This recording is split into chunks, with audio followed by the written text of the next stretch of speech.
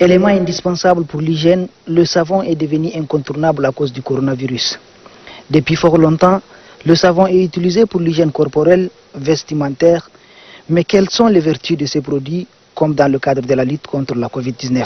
Vous savez que le savon est un détergent qui permet de se laver les mains. Mais il se trouve que le virus, le coronavirus, a une membrane lipidique et un intérieur hydrophile.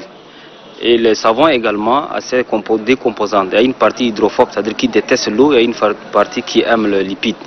Donc les savons, dans ces molécules qu'on appelle les micelles, viennent désorganiser le virus pour le détruire de l'intérieur, et après toutes les molécules qui sont infectieuses seront encapsulées par les micelles de savon.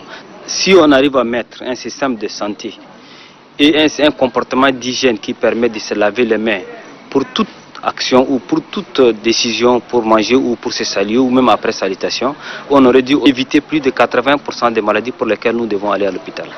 Le savon, il y a de plusieurs qualités.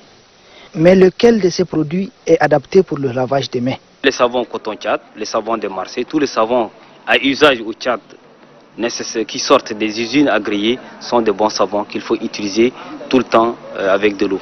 Il y a des savons qui sont contre-indiqués pour les enfants. Les enfants de bas âge, les nouveau-nés, le nourrisson, il ne faut pas utiliser n'importe quel savon, il faut utiliser des savons doux. Il y a également des peaux sensibles. Comme tout produit, l'organisme peut réagir ou ne pas réagir, mais il y a des gens qui sont hypersensibles. La susceptibilité est individuelle, donc il y a des gens qui puissent ne pas supporter certaines pressions des savons, donc il faut aussi utiliser avec une certaine prudence. Selon les spécialistes, se laver les mains avec du savon avant le repas peut éviter à chacun 80% des maladies pour lesquelles on se rend à l'hôpital. Cela représente 80% d'économie des frais médicaux pour chaque personne qui respecte ce geste simple, mais qui sauve.